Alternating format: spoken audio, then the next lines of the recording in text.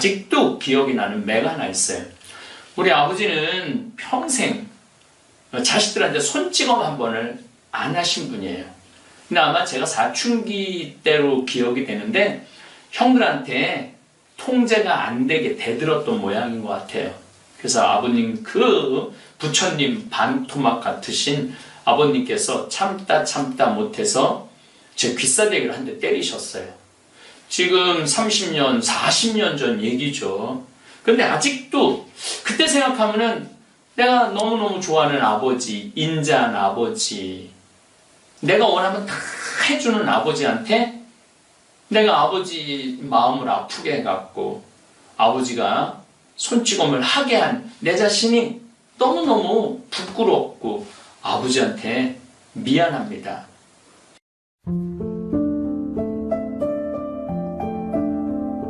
오늘 복음, 어제 복음하고 이어서 충실한 종, 불충실한 종에 대해서 예수님은 말씀하고 계십니다.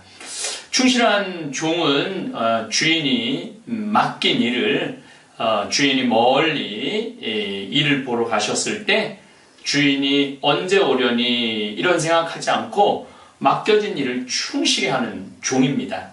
하지만 불충실한 종은 주인이 늦게 오려니 생각하고 하인들, 하녀들을 때리고 먹고 마시고 술 취하다가 주인이 느닷없이 찾아올 때 그 불충실한 종은 나중에 매를 많이 맞을 것이라고 예수님께서 말씀을 하십니다. 사실 우리들은 하느님께서 이 세상을 우리한테 맡기셨어요. 사실은 우리는 이 세상에서 이 지구에 있는 많은 재화들을 쓰다가 가는 거지 영원히 가지고 갈 사람은 없습니다. 근데 어떤 사람들은 자기에게 주어진 재물과 권력을 영원히 가질 줄 알고 또 영원히 소유할 줄 알고 그 권력으로 많은 사람들을 때리고 또 재물을 나누지 않고 혼자만 소유하려는 불충실한 사람들이 있습니다. 그 사람들은 나중에 하느님께서 우리는 이 복음 말씀에 귀를 기울이지 않는데 매를 대시겠다고 말씀을 하십니다.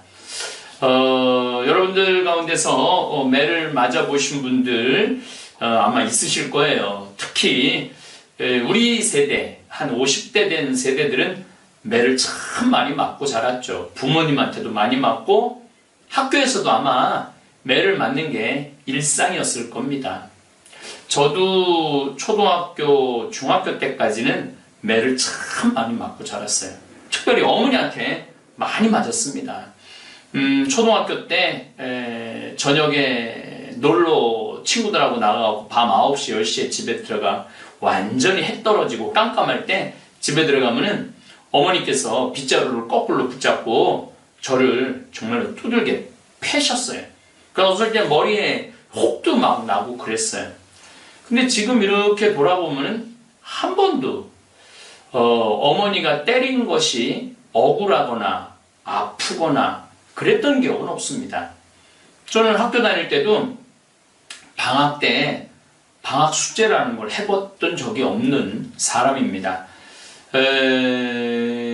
왜냐하면은 한 달 내내 그냥 놀러 다니느냐고 방학 숙제 할 시간이 없었어요. 그리고 마음 한편으로는 뭐가 있었느냐면은 그냥 매로 때우면 되지. 한 과목당 보통 5대 때리니까 한 일주일 동안 30대만 맞으면은 한 달 실컷 놀 수 있다.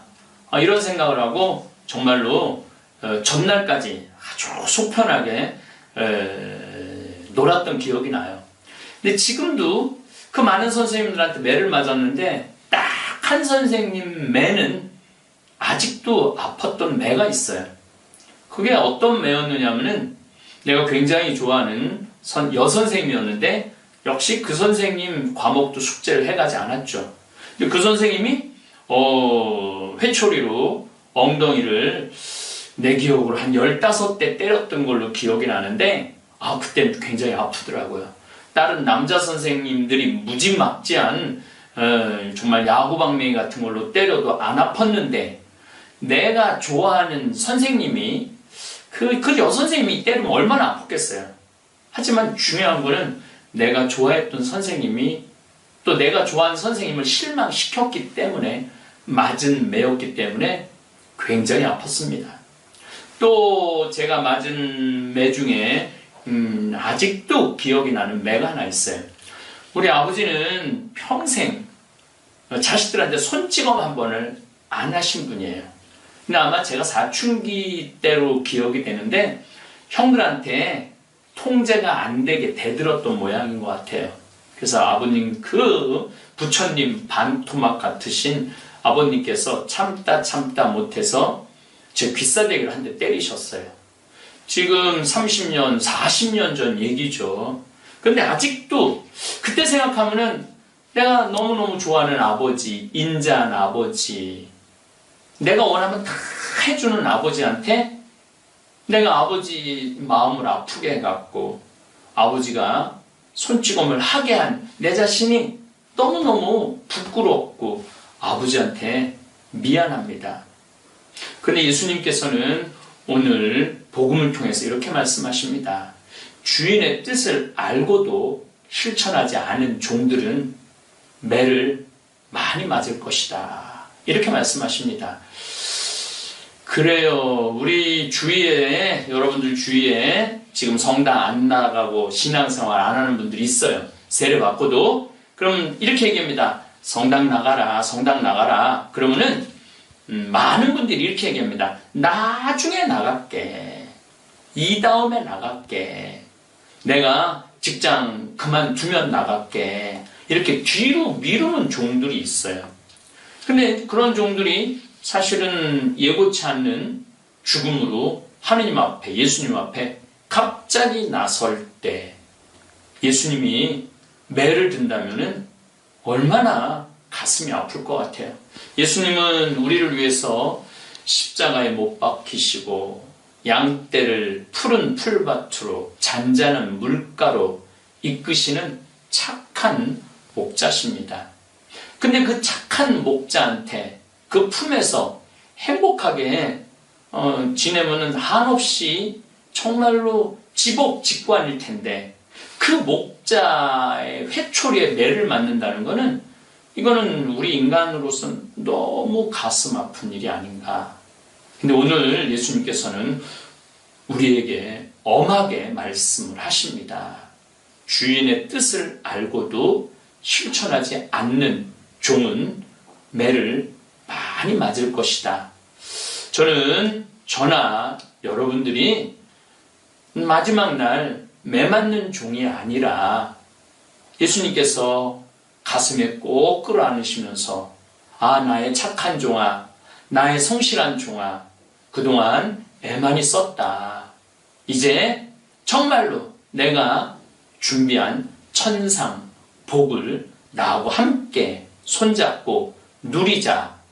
그래서 그런 충실한 종, 착한 종이 되도록 마음을 다잡는 오늘 하루를 보냈으면 좋겠고, 오늘 루카복음 12장 다시 한번 이렇게 읽어보시고 충실한 종, 불충실한 종에 초점을 맞추지 마시고 오늘 제 주제처럼 매를 많이 맞을 것이다 라는, 하느님은 한없이 좋으신 분이시기도 하지만 또 우리 죄에 대해서 한없이 엄하신 분이기도 하다는 거 우리가 기억했으면 좋겠습니다. 오늘 하루도 주님 안에서 행복하고 즐거운 시간 보내시기를 바라겠습니다. 감사합니다. 우리가 생명을 살리는 말씀을 하느냐, 좋은 열매를 맺는 말씨를 뿌리느냐, 아니면 상대방 기분 나쁘게 하는 말투를 던지느냐, 이 이야기를 3주에 걸쳐서 이야기를 나누고 있습니다. 우리가 가장 가까이 있는 사람한테 가장 상처 주는 말을 참 많이 하는 것 같아요. 그래서 여러분들 부부끼리 서로 기분 나쁠 때가 있어요. 기분 나쁠 때 있잖아요. 네. 그럴 때 이렇게 감정적으로 생각하거나 극단적으로 생각할 필요가 없을 것 같아요. 왜 그렇게 생각하실 필요가 없느냐면 지금 종자가 다른 종자가 이상한 행동을 하고 있다. 이렇게 생각하면 좀 마음이 좀 편안해요. 저 사람이 날 미워해서 그러는 게 아니다. 더욱이 여성이라는 이 성은 제가 남성이기 때문에 그런 걸 많이 느껴요. 여성은 참 신비한 존재. 여자는요, 생리를 하고 난 다음에 1일부터 18일까지 점점 기분이 좋아진대요. 점점. 18일서부터 21일 사이까지는 기분이 최고래, 최고. 네.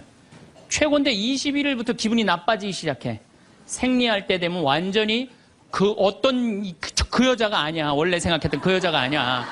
완전히 새로운 완전히 짐승이 하나 나와갖고 이상한 행동을 하는 거예요. 그러니까 여자는 기분이 좋고 나쁘고 너무 분명해요. 좋을 때는 한없이 좋고 나쁠 때는 또 한없이 나쁜 경우가 있어요. PMT라고 이게 그 여자는 그 생리 전 긴장감이 있대요. 이 현상이 있어갖고 여자의 감정을 남자들이 내 마누라 난 도저히 이해가 안 돼. 이게 이 주기를 몰라서 그래요. 더욱이 여자가 한 18일에서 21일 사이는 기분이 얼마나 좋으냐면은 처녀 때도 이때 만약에 파티장에 가고 술을 먹는데 남자를 보면은요 모든 남자가 다 멋있게 보인대. 그래갖고 그냥 이때 그냥 술 먹고 호텔에 다음날 아침에 깨보면 어머머 내가 미쳤어 내가 왜 그랬지? 이런 일이 이때 벌어지는 거예요. 그래서 보통 보면은 이렇게 부부들 보면 너무 예쁜 여자하고 이상하게 생긴 남자가 부부로 사는 경우가 있어요. 이 경우는 18일에서 21일 사이에 만난 경우에 이 경우는 전혀 어울리지 않는데도 같이 사는 경우가 있어요. 그걸 뭐 번개 맞은 사랑, 운명 같은 사랑 그런 거 아니에요. 그런데 이게 결혼할 때만 이런 현상이 일어나는 게 결혼하고도 계속 이 주기가 반복되는 거예요. 그러니까 남자들도 이걸 이해를 못하니까 답답한 거. 저 여자가 왜 저러나? 느닷없이 왜 신경질을 부리지? 또 느닷없이 너무너무 잘하고. 이런 주기, 본인들도 아마 그런 주기에 대한 인식이 있으실 거예요. 인간이라는 게 그렇게 복잡한 것 같아. 근데 옛날에는 이렇게 복잡해도 몰라도 됐어요. 그냥 참고 살고, 그냥 견디고 살고, 성당에서 십자가 생각하고 참으라고 그러면은 그냥 참고. 그리고 옛날에 제가 20년 전만 해도 신부님 남편이 때려요, 남편이 바람 펴요. 그러면 저도 그랬어요. 참고 살으라고. 왜? 참고 살. 좀만 참으면 죽으니까 그냥. 죽으니까 참고 살라고 그랬어요. 그 옛날엔 더 했죠. 그 옛날에는 뭐 100년 전, 200년 전에는 참고 살면 둘 중에 하나 아무나 빨리 죽으니까 그냥. 근데 요즘은요, 한 40살 된 사람이 남편이 때려요, 바람 펴요, 빚만 만들어놔요 이러면요, 참고 살라고 얘기하기가 참 두려워요. 왜냐하면 참고 100년을 더 살아야 되는데. 그거는 또 다른 형벌이거든요. 그러니까 여러분들도 이제는 남자라는 이 동물을, 짐승을, 종자를 이해를 하셔야 돼요. 남편을 이해하라는 게 아니에요. 남자가 생겨먹은 게 어떻고, 또 여기 있는 우리 형제님들은 여자가 생겨먹은 게 그러면 훨씬 좀 덜 싸울 거예요. 덜 크크크 치치치 카카카 된다니까. 그런데 이제 부부끼리도 서로에 대한 이해가 필요하지만은 여러분들 자녀에 대한 이해가 필요합니다. 자녀를 이해하셔야 돼요. 그리고 자녀하고 대화를 해야 돼요. 자녀하고 대화를 해야 되는데 우리나라 엄마들은 참 편안하게 교육해요. 딱 한마디만 하면 되니까 공부해. 이건 절대 교육이 아니에요. 절대 교육이 아니에요. 작년 3월 13일 날 고등학교 3학년 남자아이가 엄마를 죽였어요.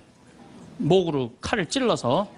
그런데 얘가 전국 4천등 하는 아이였대요. 모의고사에.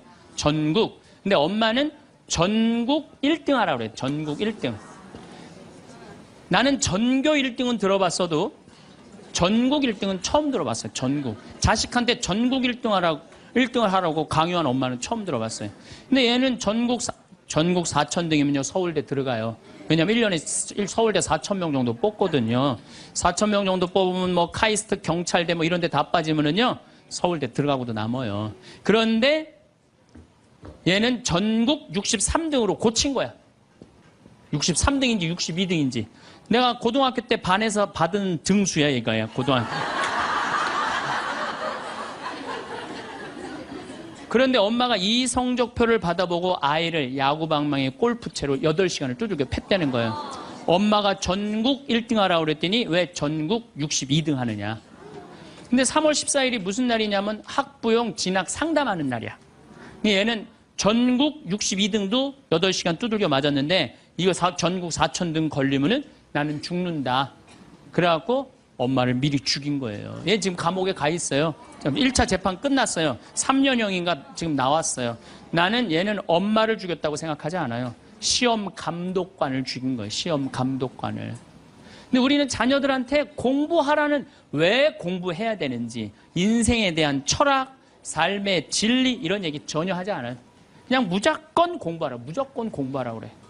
그러니까 애들이 왜 공부해야 되는지도 모르고 부모가 하라고 그러니까 지겨워도 하는 거예요. 그러니까 부모가 지겨운 거예요. 부모가 지겹고 부모하고 말을 섞기 싫고. 여러분들 맨날 초등학교 이제 한 5학년만 되면은 남편이 맨날 술 먹고 들어와.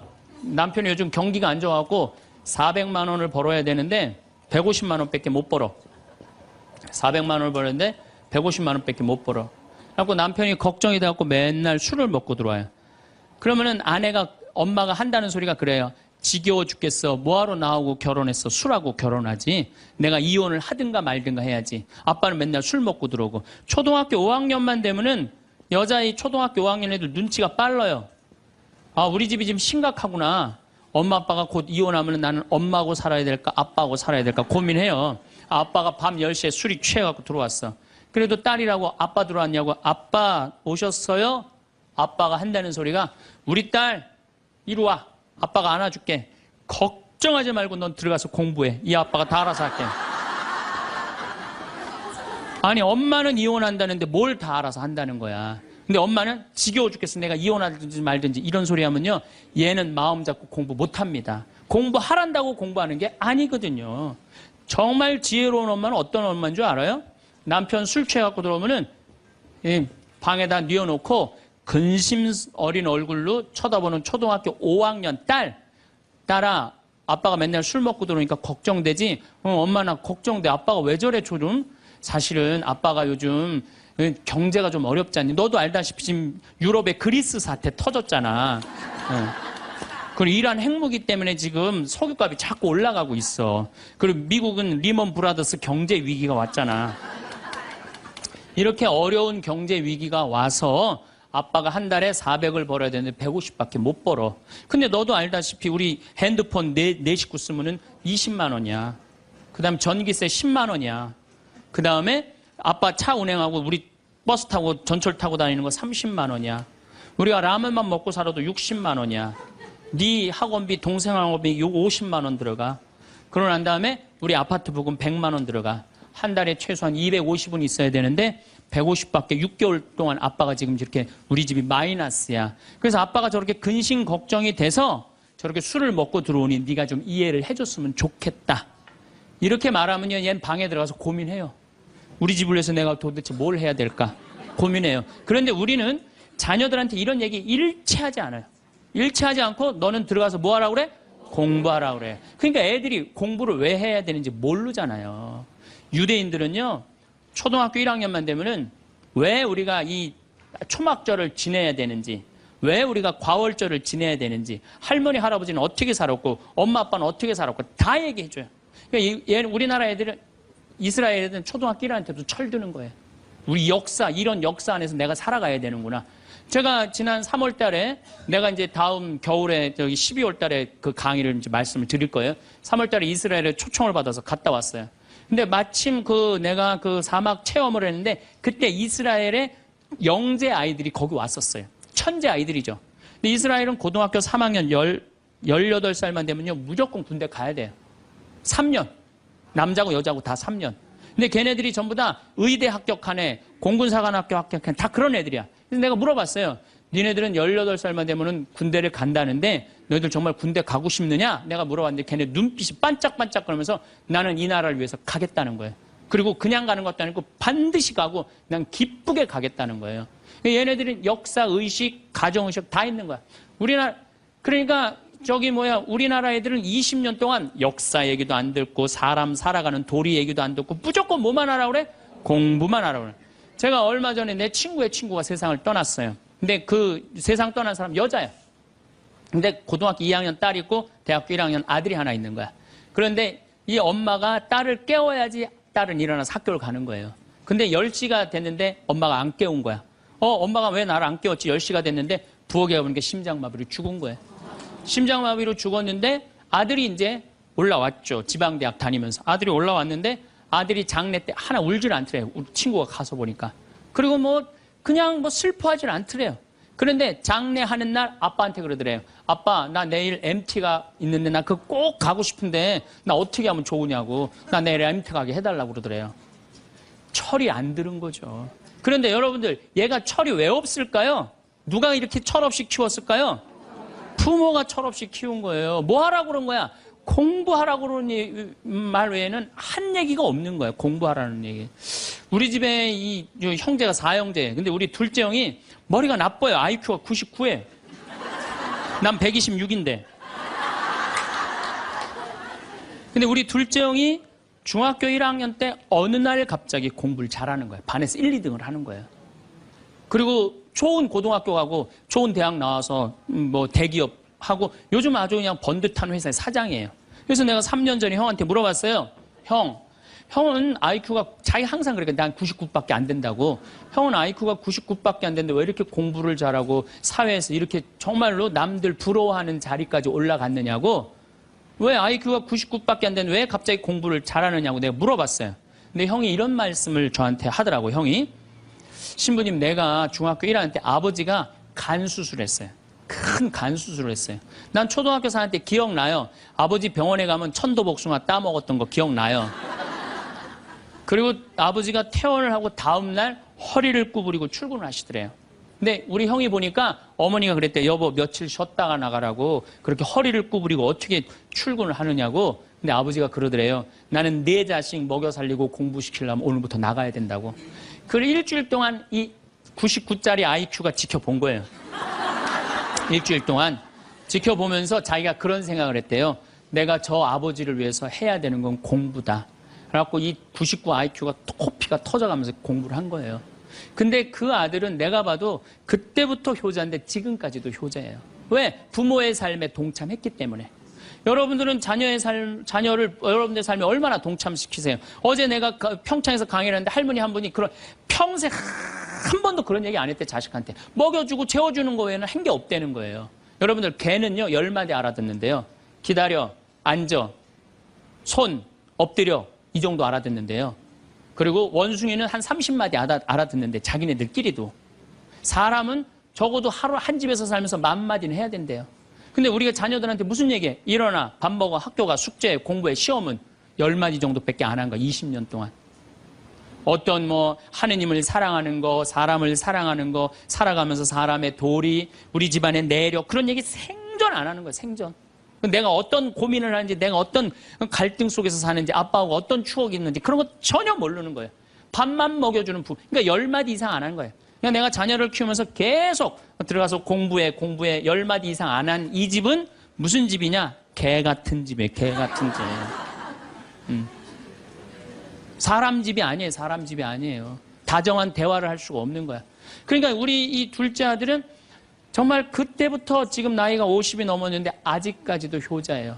그래서 내가 이렇게 나보다 신부가 됐으면 더 잘 살았을 거예요, 둘째 형이.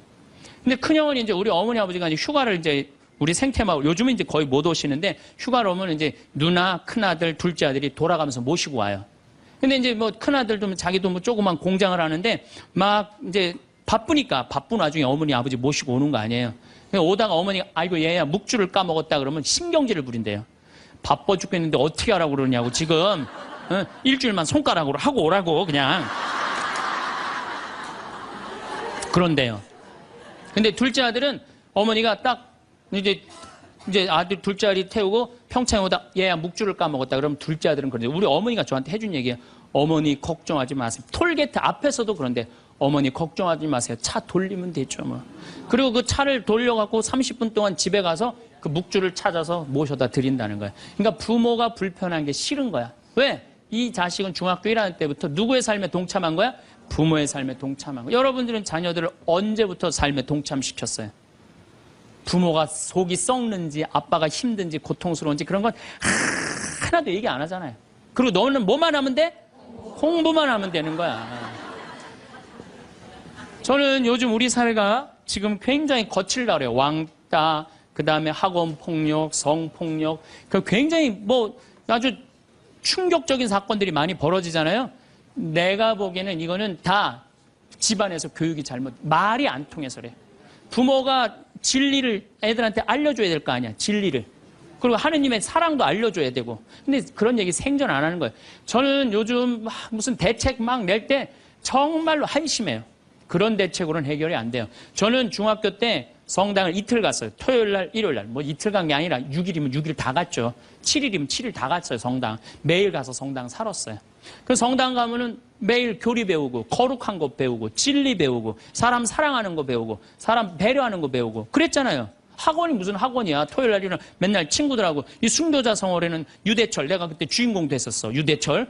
연극하고, 성탄 때는 또, 성가 연습하고. 문학적으로, 심성적으로 신앙생활을 했을 때는 아이들이 거룩하고, 그 중에 또 신학교 간 학사님 있으면 그 학생이 너무너무 부러우면 나도 한번 신부로 살아볼까? 또 수녀원 간 사람 있으면 또 이 여자아이들도 나도 저렇게 아름다운 수도자로 살아볼까? 그런 문화가 있었다고요. 근데 우리 천주교만 그런 게 아니라 자라보면 교회 다니는 애들, 절에 다니는 애들 다 그렇게 자랐어요. 그러니까 심성이 예쁘게 자라는 거죠. 근데 요즘 애들은 뭐만 해요? 공부만 해요. 그러니까 심성이 예쁘게 자랄 수가 없는 거예요. 아무리 대책을 발표해봐요. 소용이 없는 거예요. 그래서 나는 진짜 똑똑한 정치인이라면은 토요일 날, 일요일 날 신앙생활 하게 해야 돼요. 똑똑한 정치인들이라면. 그 문화생활 하게 해야 돼, 애들이. 절대 공부를 하면 안 돼요. 토요일 날, 일요일 날은. 그렇게 잘하면은 우리 사회가 굉장히 건강해지고 거룩해지고 진리가 충만한 나라가 될 거예요. 공부한다고 되는 일이 아니에요. 공부한다고.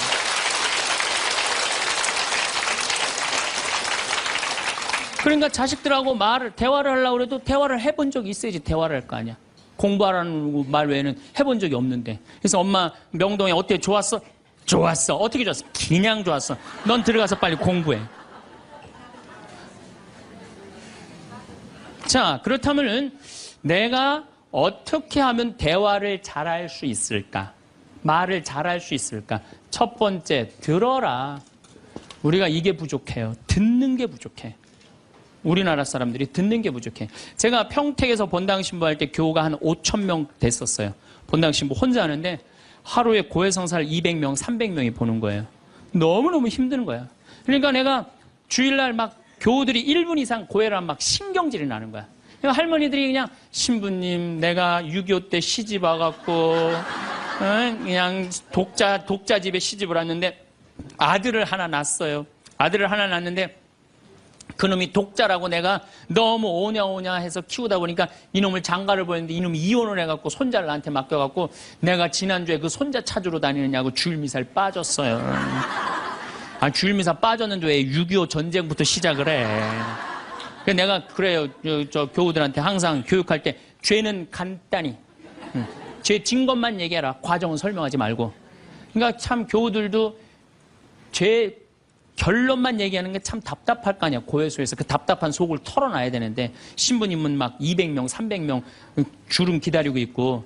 근데 내가 능평이라는 데 본당 신부를 딱 갔는데 교우가 500명이야. 딱 10분의 1이야. 고해소에 들어가고 성물돌 끝났는데도 들어오는 사람이 아무도 없는 거야.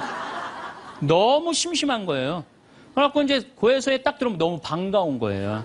그래갖고 신부님 저 시어머니를 미워했어요. 그럼 평택에서는 4계명 부모에게 효도하라고 그랬는데 미워하면 안 된다. 예수님이 십자가 생각하고 시어머니한테 잘해라. 딱 간단해.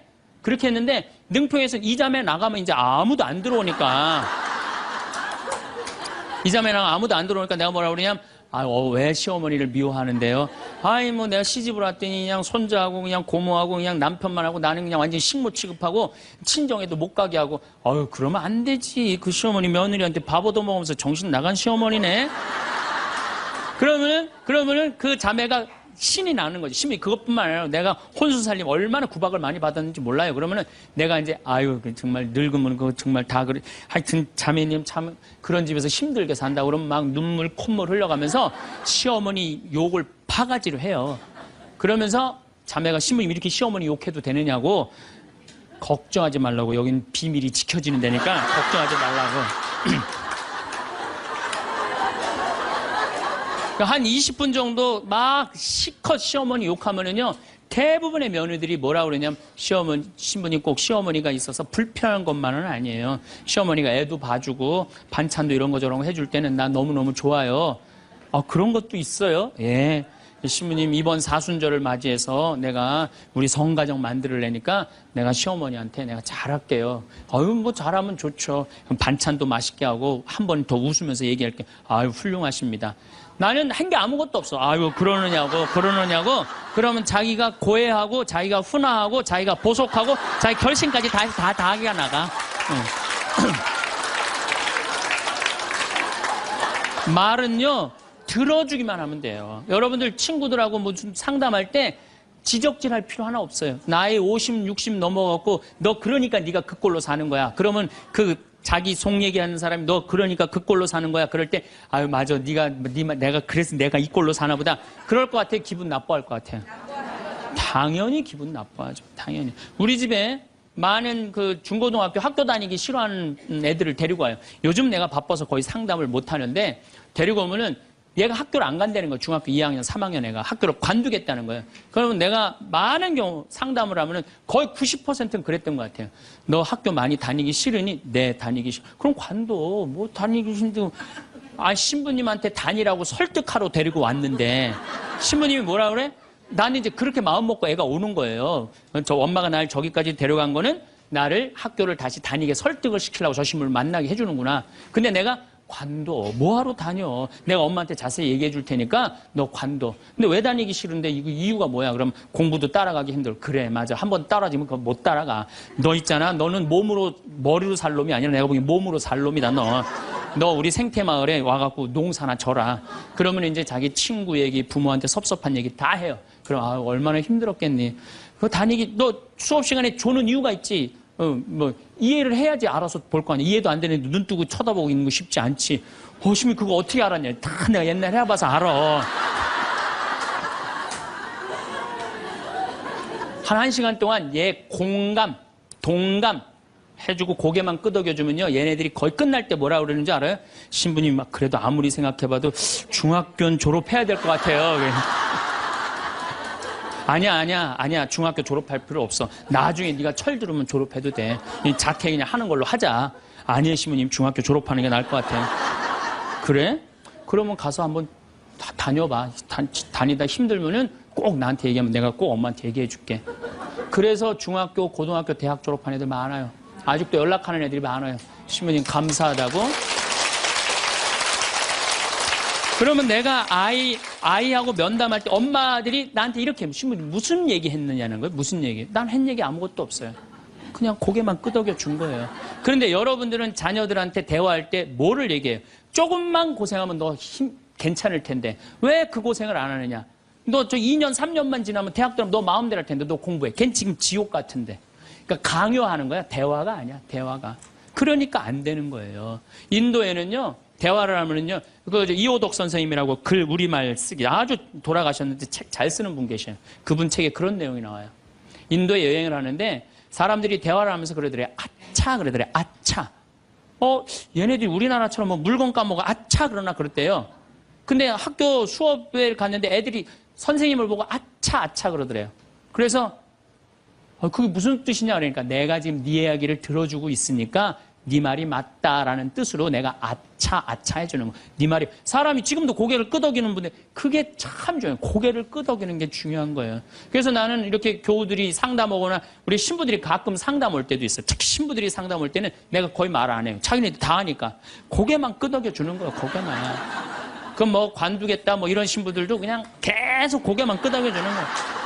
한 3시간, 4시간 계속. 그러면 3시간, 4시간 정도 이제 가겠다고 일어나잖아요? 그럼 내가 못 일어나요. 너무 흔들어갖고 어지러워서. 그런데 놀랍게도 답을 찾아가는 신부들이 많아요.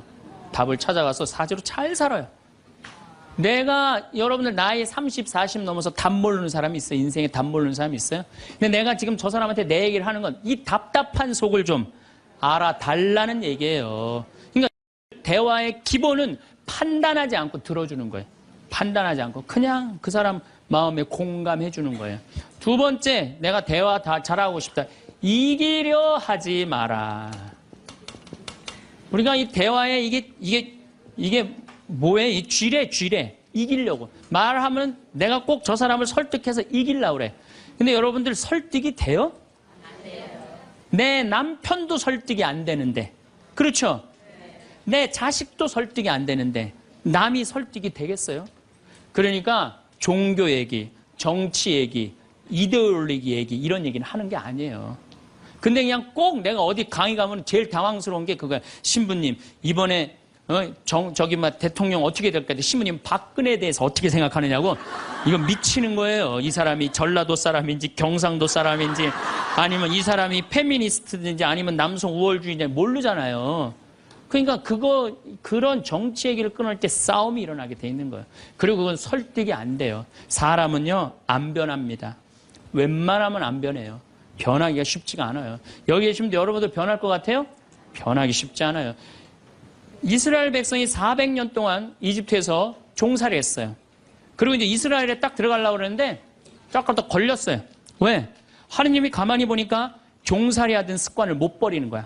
계속 불평하고 자기 스스로 뭘 해나가야 되는데 하느님이 고민을 하다가 얘네들은 안 바뀌겠다. 400년 동안 이 몸에 배갖고 그래서 이제 이집트는 떠나왔으니까 어떻게 40년 동안 보름이면 가요. 그 이집트에서부터 이스라엘까지 보름이면 가는 거리인데 40년을 떠돌아다니면서 그 몸에 노예살이에 몸에 뱉던 사람을 다 죽여요.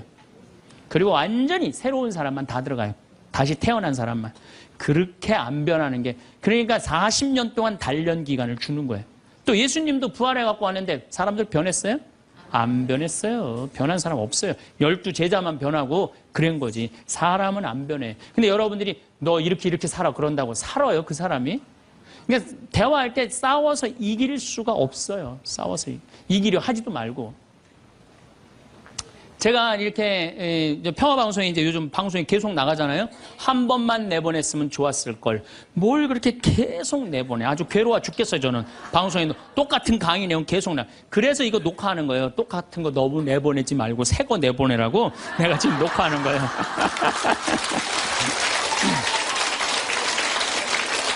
그런데 우리 PD님이 나한테 그러는 거예요. 신부님 시청률이 1위라는 거예요.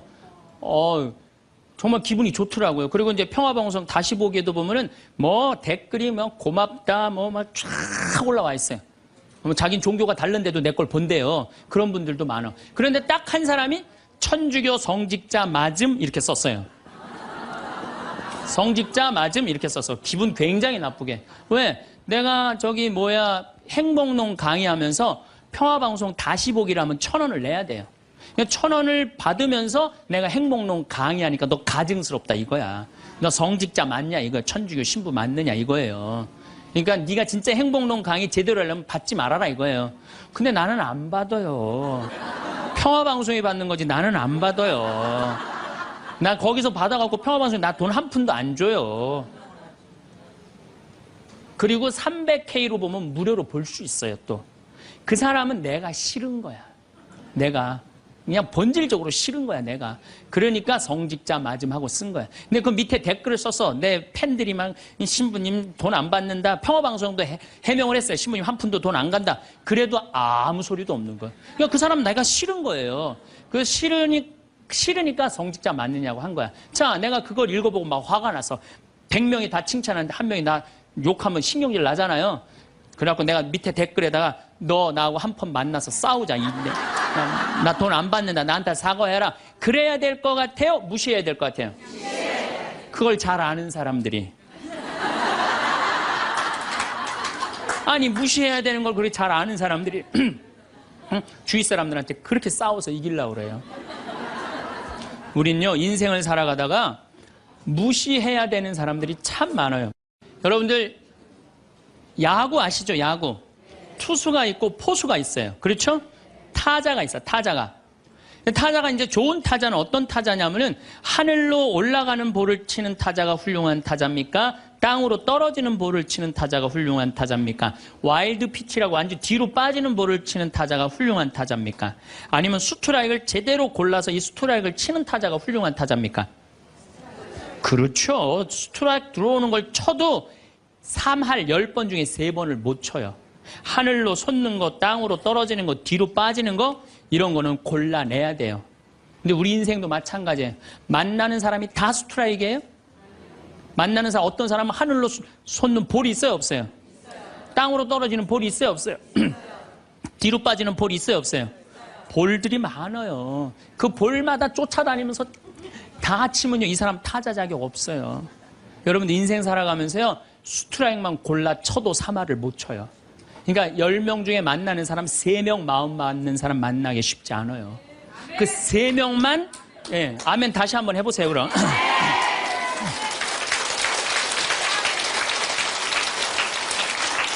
그 3명하고만 잘 사귀어도 여러분들 행복해요. 근데 그 7명 때문에 마음 뺏길 필요가 없다는 거예요. 그래서 여러분들 가만히 생각하면 성당에 보면 볼 많아요. 아, 예쁜 옷 입고 갔더니 누굴 홀리려고 그냥 여시같이 입고, 그 볼이야. 그 볼이에요. 상대할 필요 없어요. 걸러내면 돼요. 우리가 인생 살면서요, 저는 제가 이렇게 강의를 하니까 모든 사람이 다 날 좋아할 거라는 생각은 절대 안 해요. 절대 안 합니다. 왜냐하면 내 강의를 듣는데 내 강의 싫어하는 사람들이 있어요. 그리고 그 사람들 자유예요. 얼마든지 싫어할 수 있어요. 내가 그 사람들 무시하는 것도 내 자유예요. 근데 그 사람들은 머리 드밀고 싸우고 이렇게 사느니 죽는 게 낫다. 뭐하러 그래? 나 사랑하는 사람이 훨씬 많은데. 그럼 내가 사랑하는 사람한테 마음을 뺏겨야 될 것 같아요?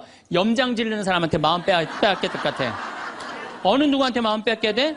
사랑하는 사람한테. 여러분들도 마찬가지라는 거예요. 그러니까 오늘 이렇게 생각해서 내 볼이 누군가, 그 사람한테 내가 마음을 빼앗기고 시간을 빼앗고 열정을 빼앗긴다면 여러분들은 타자 자격 없고 인생 살 자격 없는 거예요. 그건 걸러내야 돼요. 이기려 하지 마세요. 골라내시면 돼요. 아, 예수님 그렇게 우리 구세주인데 예수님 다 좋아했어요? 멱살 잡고 돌 던지고 막 이랬어요. 예수님도 마지막 침 뱉고. 그러니까 우리들이 모든 사람한테 사랑받으려고 그럴 때 그때 미치는 거예요. 예. 날 사랑하는 사람도 있고 사랑하지 않는 사람도 있고. 반대로 뒤집어서 얘기해 봅시다. 여러분들 다 사랑해요? 아니요. 여러분들 마음에 안 드는 사람 있어요, 없어요? 있어요. 남들도 똑같은 거예요. 그렇게 생각하면 스트레스 받을 일이 하나도 없죠. 예. 그냥 내 맛있는 거 집 잡혀서 사 먹으러 다니면 돼. 자, 세 번째, 대화를 잘하려면 지는 법을 배워야 돼요. 이기려 하지도 말지만 지는 법을 배워야 돼요. 여러분들, 우리가 살아가면서 이걸 대한민국이 못해요. 아니, 내가 맨날 이겨야만 돼? 1등만 해야 돼? 2등 할 수도 있고, 꼴등 할 수도 있고, 내가 달리기 하면 달리기 잘하고, 노래하면 노래 잘하고, 그림은 그림 잘해야 다 잘해야 돼요? 그렇지 않아요. 애들한테 지는 법을 알려주면요, 애들이 잘 살아요. 근데 너 꼭 1등 해야 돼. 너 남들하고 해서 해야 돼. 얘네들 나중에 부러지게 돼 있어요. 지는 법을 가르쳐요. 제가 이제 호주에 이제 강의 갔다가 우리 생태마을에 여름에 환경 교육을 해요. 아이들이 한 300명 정도 왔어요. 주일미사 이제 딱 토요일 날 들어와서 주일미사를 딱 하는데 300명이 앉아서 미사를 하더라고요. 근데 미사를 하는데 우리 생태마을은 여름에 더우니까 우리가 아이스크림을 직접 만들어서 판매를 해요. 애들. 그러니까 애들이 이제 뭐 아이스크림 사 먹는 재미로 그냥 왔다 갔다 하잖아요. 근데 이제 이 300명이 주일날인데도 불구하고 아이스크림 사 먹느냐고 돈을 다 써버린 거야. 주일날 미사를 하는데 헌금을 하는데 헌금을 안 하는 거예요. 300명이 전부 다 헌금 봉투를 다 패스를 하는 거예요. 그런데 원주교구 구곡성당 아이들이랑 대구교구 무슨 성지성당인가 두 성당 50명만 헌금을 다 하는 거예요. 얘네들은 헌금을 남겨둔 거죠. 남겨두고 헌금을 계속 하더라고요. 나는 이렇게 앉아서 보는데 걔네들이 너무 예쁜 거예요. 그 먹고 싶은 아이스크림을 안 먹고 헌금을 하니 얼마나 예뻐요. 하느님 생각을 가만히 해봐서 하느님이 쟤네들이 얼마나 예쁠까 감사하다고 헌금을 바치니. 그래서 내가 이제 공지사항 때 너희들은 아이스크림도 안 사 먹고 이렇게 헌금을 하니 너무 기특하다. 너희들 신부님이 아이스크림 교환권 2,000원이거든요. 이거 하나씩 다 선물로 줄게. 다 선물로 줬어요. 선물로 줬는데 250명이 뭐라 그러냐면 이러는 거예요. 자기네들은 못 받는다 이거야. 얘네들은 헌금을 해갖고 내가 선물로 주고 싶었는데 250명은 싫은 거예요. 근데 제가요, 신부 생활 20년 하면서 뭐 성당에서 뭐 프로그램 할 때 상 줄 때요, 박수 치는 경우를 본 적이 없어요. 전부 애들이 다 그래요. 내가 1등 아니면 다 싫은 거예요. 그러니까 지는 법을 안 가르치는 거죠. 축하해 줄 일 아니에요? 쟤네들 헌금 내갖고 저렇게 좋은 선물을 받는구나. 박수 쳐줄 일 아니에요? 그래갖고 내가 열받아갖고 생명을 살리는 말씀, 내 CD죠. 15,000원짜리. 이번 확 뛰었어. 15,000원짜리. 이거 니네들 엄마한테 다 갖다 줘, 엄마 아빠한테. 뭐라고 갖다 주냐면 내가 헌금 냈더니 신부님이 선물 줘서 엄마 아빠한테 갖다 주라 그래요. 이 집은 뭐가 되는 집이야, 이 집들은. 그랬는데 못 받는 애들이 더 크게 그러더라고요. 그래서 내가 한마디 했어. 니네들은 하느님한테 바치는 거 아무것도 없이 그냥 받으려고 그래? 얘네들은 먹고 싶은 거 안 사 먹고 바친 거야. 남이 잘 되는 꼴을 못 봐요. 우리나라 지금 분위기가 그래요. 난 요즘 이 선거철 보면서 정말 가슴 아파. 머리 꼭대기부터 지는 법을 못 봐요. 자기가 떨어지면 무슨 욕을 해서라도 핥혀내야 돼. 받아들이질 못해. 그러니까 머리 꼭대기부터 밑에까지 지는 법을 안 가르치니까 우리 사회가 무슨 뭐 타협이 없어요. 죽기 아니면 까무러치기야. 한 발 양보하는 게 없어. 그래서 대화가 말이 안 통하는 거야. 지는 법을 안 가르치니까. 네 번째, 한쪽 말만 듣고 판단하면 바보 되기 쉽다. 이게 특별히 우리 교회에서 그래요. 한쪽 말만 듣고 판단하는 경우 너무 많아요. 그렇죠? 내가 막 신부 됐을 때 우리 자매들이 신부님, 나는 남편이 때리고 바람피고 술 먹고 빚지고 너무너무 불쌍하더라고요. 왜냐면 얼마나 불쌍해. 여자가 시집으로 왔는데 남편이 때리고 바람피고 빚지고 기쁨이 하나도 없잖아요. 막 그것도 여자가 이쁜 여자가 울면 더 이쁘잖아 또 막. 그래갖고 정말 이렇게 불쌍한 자매 어떻게 하면 좋은가. 마음이 안타까웠어요. 이 어떻게 도와주면 좋은가. 근데 한 10년째 됐는데 어떤 자매 하나가 성당 활동을 열심히 하는 자매야. 자매 하나가 남편도 내가 보기엔 굉장히 젠틀한 사람이야. 괜찮은 사람이야. 근데 해가 어스름하게 지는데 성당 마당에서 울면서 신부님, 나는 겉보기에는 멀쩡해도 속으로는 시어머니, 시아버지, 남편 때문에 속이 썩는다고. 이 자매가 이렇게 어려운 가운데서도 반짝반짝 웃으면서 교회 봉사를 했구나. 마음이 짠하더라고. 그래서 이 자매를 한번 꼭 끌어안아줘야 되나 어떻게 되나 막 고민을 하고 있는데 그날따라 남편이 퇴근을 하고 성체조부에서 성당에 오는 거예요. 멀리서 남편이 보이는데 막 울다가 남편 욕하고 시댁 욕하다가 이 자매가 눈물을 싹 훔치더니 그 우는 모습은 온데간데 없이 반짝 웃으면서 자기야 웬일이야 그래서 막 뛰어가더라고요. 내가 그날 이후부터 여자의 눈물은 한쪽 눈물만 믿어요. 아직 누구 얘기 안 들어봤어? 남편 얘기 안 들어본 거예요. 남편 얘기. 그리고 내가 이제 신부된 지 20년 되는데 내가 요즘 깨달은 게 있어요. 부부 문제는 껴드는 게 아니야. 부부 문제 누구만 알아? 부부만 아는 거예요. 부부만 해결해 준다고 껴들 일이 아니더라고요. 부부만 아는 거야. 여러분들 성당에서도 마찬가지예요. 성당에서도 되게 소문을 한쪽만 들어요. 신부님이 맨날 어떤 여자랑 맨날 밥 먹으러 놀러 다닌다. 어떤 자매가 얘기했어. 그 자매는 그 신부님하고 친하고 싶은 자매야. 근데 그게 안 되니까 욕을 하는 거지. 그 내가 들었어. 야, 신부님이 정말 그래? 그 자매랑 정말 친해? 나 신부님 그렇게 안 봤는데. 이 바보 판단하는 거예요. 자, 여러분들, 내가 이 자매한테 그 얘기를 들었으면 신부님한테 찾아가세요. 찾아가고 물어보세요. 신부님 그 자매랑 지금 친하게 맨날 밥 먹으러 다닌다는데 맞느냐고. 자, 그렇게 확인할 용기 있으세요, 여러분들? 그럼 판단하지 마세요. 가서 확인할 길이 없으면 어떻게 해야 돼? 판단하지 말아야 돼. 그리고 내가 정말 신부님, 수녀님 비밀 들었어. 내가 지금 입이 근질근질해. 내가 꼭 얘기하고 싶어. 얘기하세요. 하는데 누구한테 얘기해야 되면 걔한테 얘기하세요.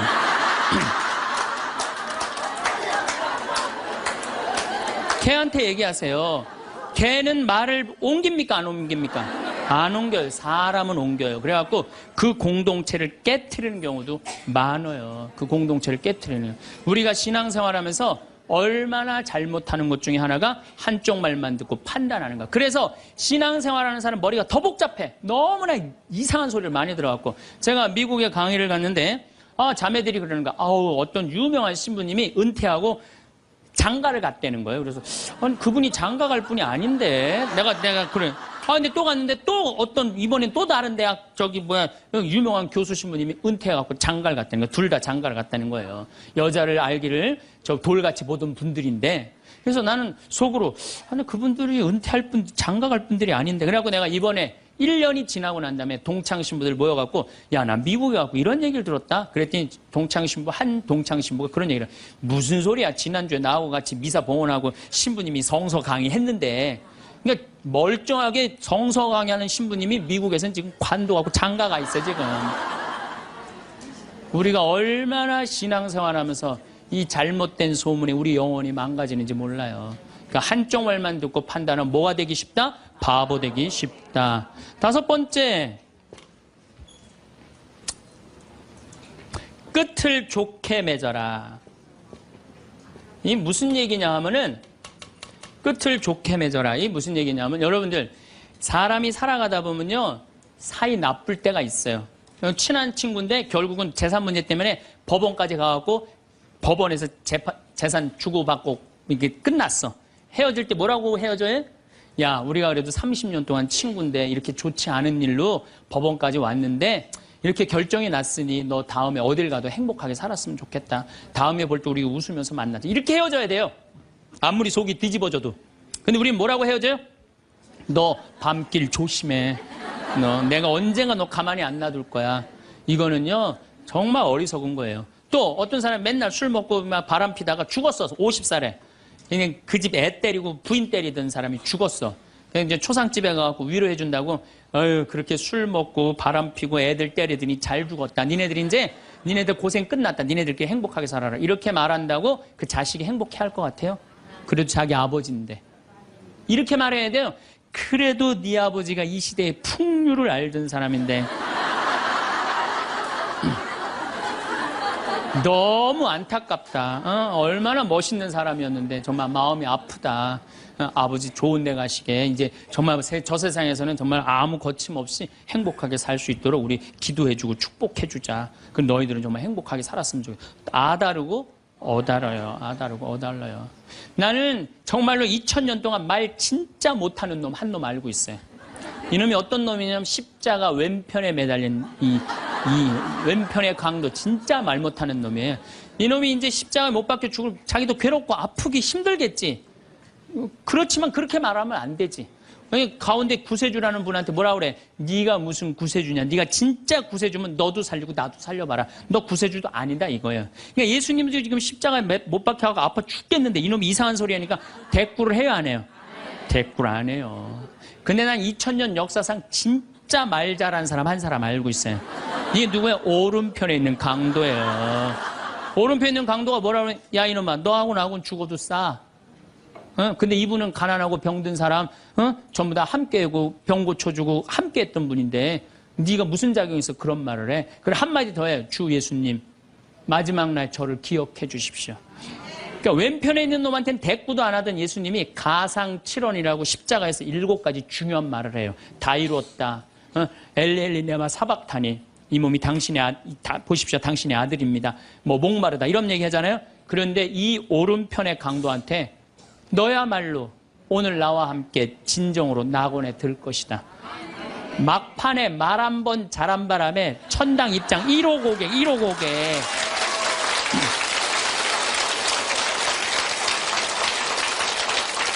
여러분들 우리가 사람이라는 것이요 이 말이요 복을 불러일으키기도 하고 화를 불러일으키기도 해.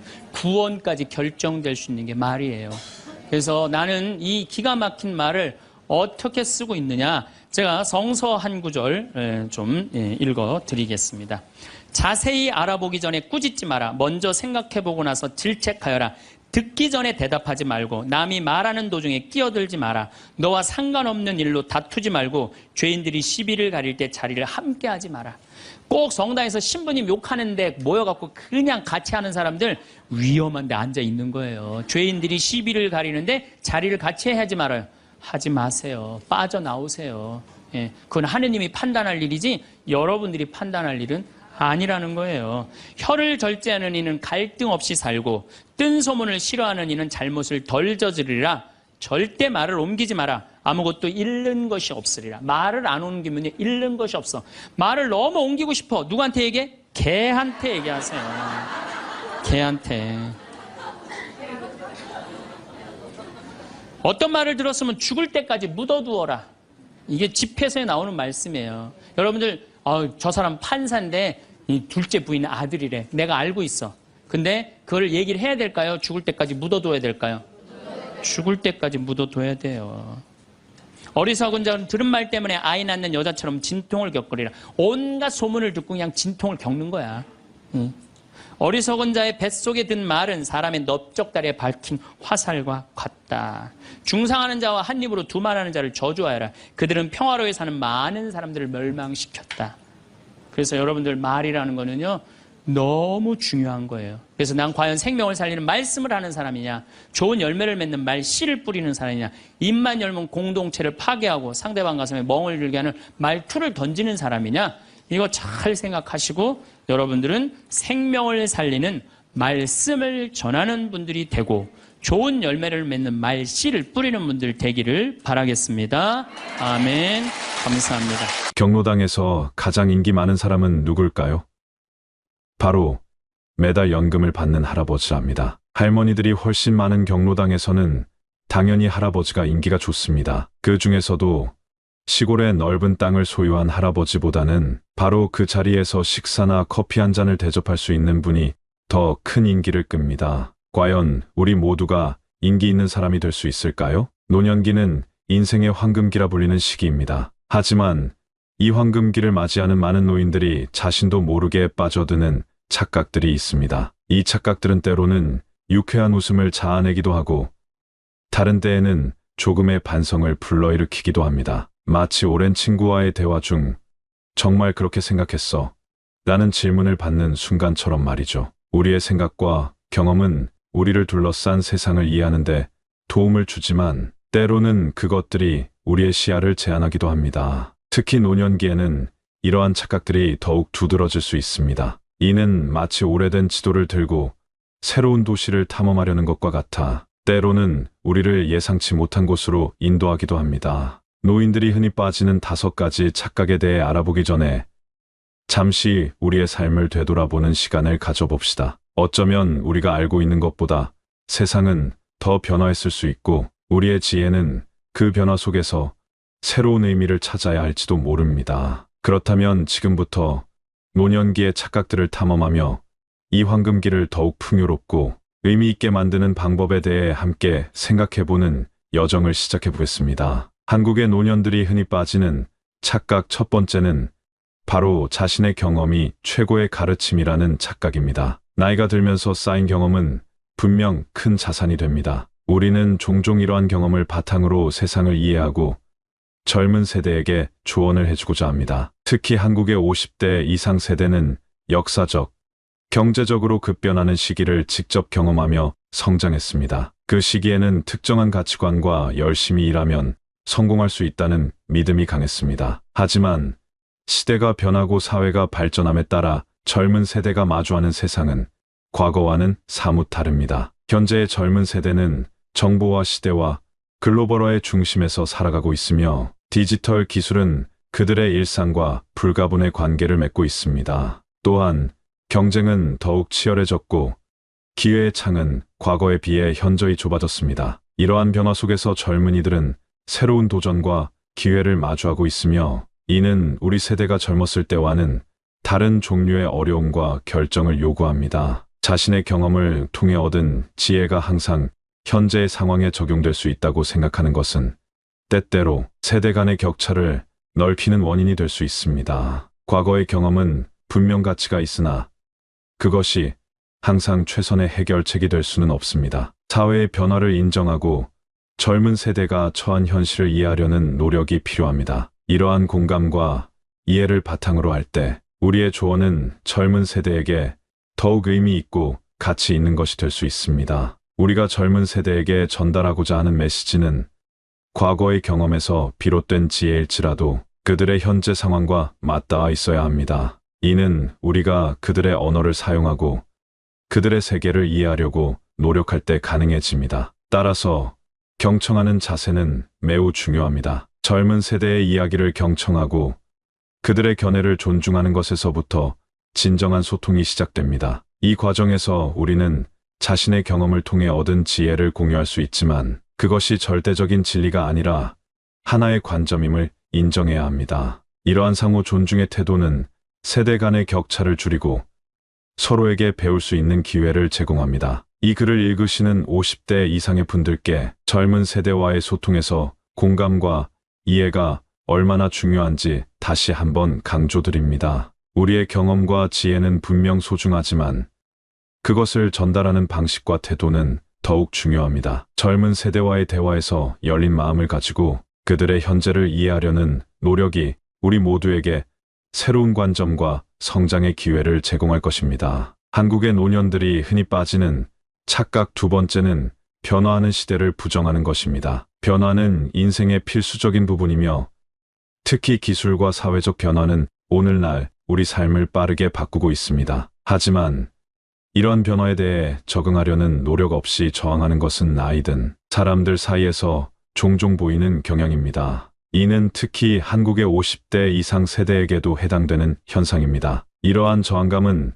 단순히 새로운 것을 배우는 것에 대한 두려움에서 비롯될 수 있습니다. 하지만 이 두려움이 우리를 현대 사회의 변화로부터 멀어지게 하고 젊은 세대와의 간극을 더욱 넓힐 수 있다는 점을 인식해야 합니다. 사실 기술적 변화에 적응하는 것은 우리 세대에게 특히 도전적일 수 있습니다. 새로운 기술은 때때로 복잡하게 느껴지고 이해하고 마스터하는데 시간과 노력이 필요합니다. 하지만 이러한 노력은 우리가 현대 사회의 일원으로 계속해서 활발하게 참여할 수 있게 해줍니다. 기술에 익숙해지면 가족과의 소통, 새로운 정보에 접근, 심지어는 취미 생활에 이르기까지 일상생활의 많은 측면이 풍부해질 수 있습니다. 한국의 50대 이상 세대는 근면, 책임감, 그리고 강인한 의지로 알려져 있습니다. 이러한 세대적 특성을 바탕으로 변화에 대한 저항감을 극복하고 새로운 기술을 배우려는 도전을 시작할 수 있습니다. 예를 들어 스마트폰을 사용하는 방법을 배우거나 SNS에 참여하거나 심지어는 인터넷을 통해 새로운 기술을 배울 수 있습니다. 이러한 학습 과정은 단지 기술적 능력을 넘어서 우리를 젊은 세대와 연결해주고 사회적으로 활발하게 유지시켜줄 수 있습니다. 또한 기술에 대한 저항감을 극복하는 것은 우리가 현대 사회에서 능동적인 역할을 계속해서 수행할 수 있게 해줍니다. 새로운 기술을 배우는 과정에서 우리는 또한 새로운 관점을 배우고 다양한 세대와의 대화에서 더 넓은 이해를 가질 수 있습니다. 이는 세대 간의 간극을 줄이는데 도움이 될 뿐만 아니라 우리 자신의 삶을 더욱 풍부하게 만듭니다. 변화를 받아들이는 것은 쉽지 않을 수 있지만 우리 세대는 과거의 많은 어려움을 극복해왔습니다. 기술과 사회적 변화에 적응하는 것은 단지 또 다른 도전일 뿐입니다. 이 도전을 받아들임으로써 우리는 자신의 삶을 풍요롭게 만들고 젊은 세대와의 소통을 강화할 수 있습니다. 변화에 대한 개방성은 우리가 계속해서 성장하고 발전하는 데 필수적입니다. 그러므로 이 글을 읽고 계신 한국의 50대 이상 분들께 변화에 대해 한 걸음 더 나아가 볼 것을 권합니다. 변화를 두려워하지 말고 새로운 기술과 사회적 변화를 받아들이는 것이 우리의 삶을 어떻게 변화시킬 수 있는지 직접 경험해 보시기 바랍니다. 한국의 노년들이 흔히 빠지는 착각 세 번째는 젊은 세대는 우리 때에 비해 게으르다는 착각입니다. 한국의 50대 이상 세대는 자신들이 젊었던 시절 열심히 일하는 것이 성공의 유일한 길이라고 배웠습니다. 그 당시에는 경제적 상황과 사회적 조건이 오늘날과는 매우 달랐습니다. 하지만 젊은 세대가 예전만큼 열심히 일하지 않는다는 생각은 세대 간의 차이를 제대로 이해하지 못하는 데서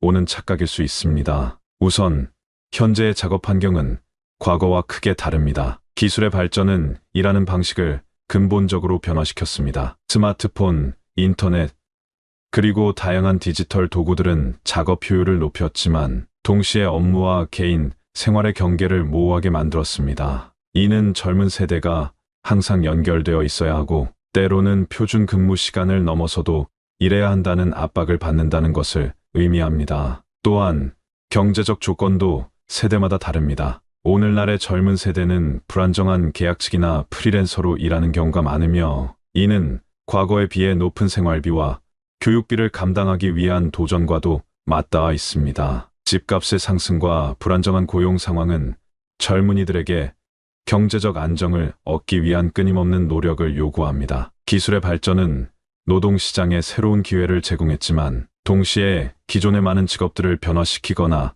사라지게 만들었습니다. 이는 젊은 세대가 새로운 기술을 배우고 지속적으로 자신의 기술을 발전시켜야 하는 압박을 받는다는 것을 의미합니다. 따라서 젊은이들이 열심히 일하지 않는다고 보는 것보다는 그들이 처한 상황과 도전을 이해하는 것이 중요합니다. 노동에 대한 태도와 가치관의 변화도 주목해야 합니다. 젊은 세대는 일과 삶의 균형을 중시하며 단순히 금전적 보상만을 추구하지 않습니다. 그들은 일이 자신들의 가치관과 일치하고 개인적 성장과 만족을 가져다 주기를 원합니다. 이는 결코 일에 대한 열정이 부족해서가 아니라 다른 세대와 비교해 보았을 때 다른 가치를 추구한다는 것을 의미합니다. 이러한 이해를 바탕으로 할 때 한국의 50대 이상 세대는 젊은 세대가 처한 도전과 그들의 노력을 보다 폭넓게 이해할 수 있습니다. 세대 간의 대화와 공감은 오해를 줄이고 서로를 더 깊이 이해하는 데 큰 역할을 할 수 있습니다. 이는 모든 세대가 함께 성장하고 발전할 수 있는 사회를 만드는 데 필수적인 요소입니다. 젊은 세대의 노동에 대한 태도를 비판하기 전에 그들이 처한 상황과 그들이 마주한 새로운 도전을 이해하려는 노력이 필요합니다. 이러한 이해와 공감이 세대 간의 격차를 좁히는 첫걸음이 될 수 있습니다. 한국의 노년들이 흔히 빠지는 착각 네 번째는 자신이 아직도 젊다는 착각입니다. 나이가 들어가면서도 여전히 젊음을 유지하고자 하는 욕구는 모두에게 공통적인 감정입니다. 특히 한국의 50대 이상 분들에게 이는 더욱 강하게 느껴질 수 있는데 이는 건강과 활력을 유지하고자 하는 긍정적인 태도에서 비롯됩니다. 하지만 이러한 젊음에 대한 열망이 현실적인 건강 상태의 인식을 흐리게 하여 중요한 건강 문제를 간과하게 만들 수 있다는 점에서 주의가 필요합니다. 우리가 나이를 먹어가면서 경험하는 신체적, 정신적 변화는 자연스러운 과정입니다. 하지만 이러한 변화를 인정하지 않고 과거와 동일한 생활 방식을 고수하려는 시도는 때때로 건강에 부정적인 영향을 미칠 수 있습니다. 예를 들어 과거에 비해 더 많은 체력을 요구하는 활동을 계속하려고 할 때 우리의 신체는 예전과 같이 빠르게 회복하지 않을 수 있습니다. 이는 과로 또는 부상으로 이어질 수 있으며 무엇보다 중요한 건강한 노년기를 위협할 수 있습니다. 정기적인 건강 검진과 건강한 생활 습관은 이러한 위험을 최소화하는 핵심입니다. 건강 검진을 통해 우리는 현재의 건강 상태를 정확히 파악할 수 있으며 발견된 문제에 대해 조기에 대응할 수 있습니다. 예방은 치료보다 낫다는 말이 있듯이 조기 발견과 예방 조치는 건강한 삶을 유지하는 데 결정적인 역할을 합니다. 건강한 생활 습관을 유지하는 것도 마찬가지로 중요합니다. 규칙적인 운동, 균형 잡힌 식단, 충분한 수면, 스트레스 관리는 모두 나이가 들어가면서 우리의 건강을 지키는데 필수적인 요소입니다. 특히 한국의 식습관이 고염분, 고지방에 치우칠 수 있으므로 식단을 균형 있게 조절하고 정기적으로 운동하는 것은 혈압과 체중을 관리하는 데 도움이 됩니다. 나이가 들어가면서 우리는 더 많은 지혜와 경험을 가지게 됩니다. 이는 삶을 더 풍부하게 만들어줄 뿐만 아니라 우리가 건강한 생활 방식을 선택하는 데 있어 더 현명하게 결정할 수 있게 해줍니다. 자신의 신체적, 정신적 변화를 인정하고 이에 적응하는 것은 결코 우리가 늙었다는 표시가 아닙니다. 오히려 건강하고 활동적인 노년기를 위한 현명한 준비입니다. 한국의 노년들이 흔히 빠지는 착각 마지막 5번째는 자신의 의견이 무조건 옳다는 착각입니다. 나이가 들면서 쌓아온 경험과 지혜는 우리 삶의 중요한 부분입니다. 이는 우리가 결정을 내리고 세상을 이해하는 데 큰 도움이 됩니다. 특히 한국의 50대 이상 세대는 급변하는 사회와 경제적 변화 속에서 많은 시험과 도전을 겪어왔습니다. 이러한 경험은 분명 소중하며 다른 세대에 비해 더 많은 통찰력을 가지고 있을 수 있습니다. 그러나 때때로 우리는 자신의 경험과 지혜를 너무 과대평가하여 다른 생각이나 새로운 정보에 대해 부정적으로 보게 될 위험이 있습니다. 이는 다양한 관점을 고려하고 새로운 정보를 받아들이는 데 있어 개방성이 부족하게 만들 수 있습니다. 사회는 끊임없이 변화하고 있으며 우리가 젊었을 때와는 다른 새로운 문제와 도전이 존재합니다. 기술의 발전, 사회적 가치의 변화, 그리고 글로벌화는 모두 우리가 과거에 경험하지 못한 새로운 상황들을 만들어냈습니다. 이러한 변화를 이해하고 적응하기 위해서는 자신의 의견이 항상 옳다고 가정하는 것이 아니라 다른 세대의 의견과 새로운 정보에 귀를 기울여야 합니다. 한국의 50대 이상 분들에게는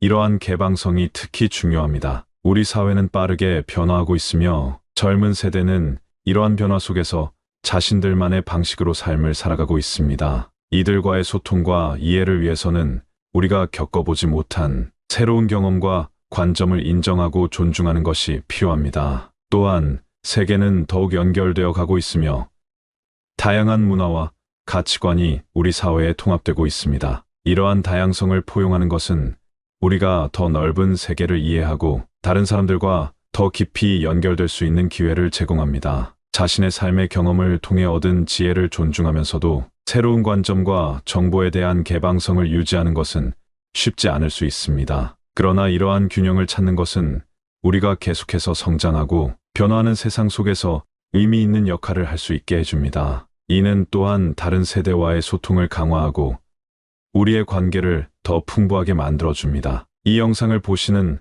한국의 50대 이상 분들께 여러분의 지혜와 경험은 분명 우리 사회의 큰 자산입니다. 동시에 다양한 관점을 수용하고 새로운 정보에 개방적인 태도를 가지는 것이 여러분 자신과 우리 모두에게 더 큰 가치를 창출할 수 있다는 것을 기억해 주시기 바랍니다. 변화하는 세상 속에서 자신을 계속 발전시키고 모든 세대와 함께 성장해 나가는 것이야말로 진정한 지혜입니다. 결론적으로 우리 모두의 삶은 각자의 경험과 지혜로 가득 차 있습니다. 특히 우리가 나이를 먹으면서 그 경험들은 우리 자신뿐만 아니라 주변 사람들에게도 큰 영향을 미칩니다. 하지만 그 경험들이 항상 모든 상황에 적용될 수 있는 만능 열쇠는 아닙니다. 세상은 끊임없이 변화하고 있으며 우리가 젊었을 때와는 다른 새로운 도전과 기회가 항상 존재합니다. 나이가 들어가면서 더욱 중요해지는 것은 우리 자신의 경험에 대한 깊은 이해와 함께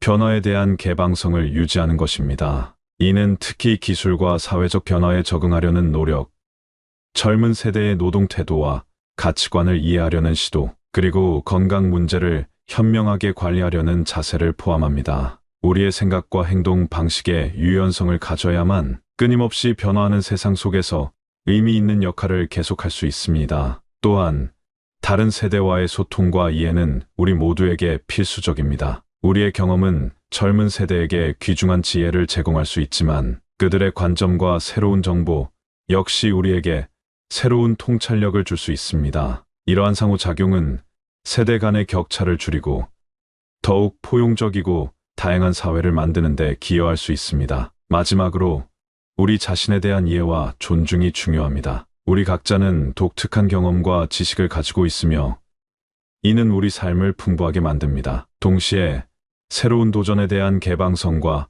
학습의 자세는 우리가 계속해서 성장하고 발전할 수 있게 해줍니다. 우리 모두가 지혜와 경험을 공유하며 변화를 받아들이고 다양한 관점을 이해하는 것이야말로 우리가 진정으로 풍부하고 의미 있는 삶을 살아가는 방법입니다. 여러분 오늘의 내용 잘 들으셨나요? 나눔 철학은 여러분들이 항상 존경받는 지혜로운 노인으로 노후를 보내셨으면 하는 바람으로 오늘의 영상을 만들어 보았는데요. 영상을 만들던 중 오늘의 주제와 관련된 재미있는 이야기를 발견하여 이 이야기로 오늘 영상을 끝맺음 하려고 합니다. 어느 마을에 김 할아버지라는 분이 계셨습니다. 김 할아버지는 마을에서도 손꼽히는 고집쟁이로 유명했어요. 나이는 80이 넘었지만 자신이 최고의 운전수라고 믿고 계셨죠. 어느 날 마을 사람들이 모여서 이제 운전은 좀 쉬셔야 하지 않겠냐고 조심스레 말씀드렸습니다. 하지만 김 할아버지의 대답은 늘 같았어요. 내가 어릴 적부터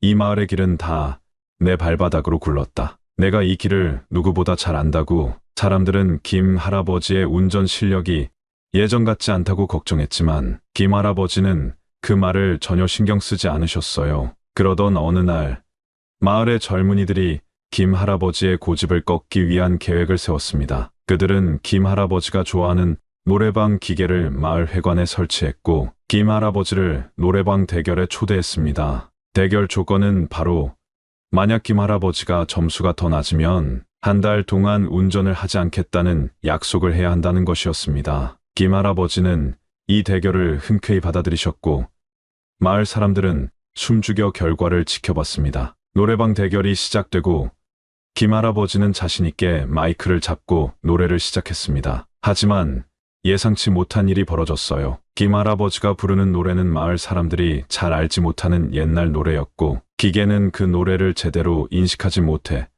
점수가 매우 낮게 나왔습니다. 결과 발표 후 김 할아버지는 한동안 멍하니 계셨습니다. 그러다가 폭소를 터뜨리며 말씀하셨어요.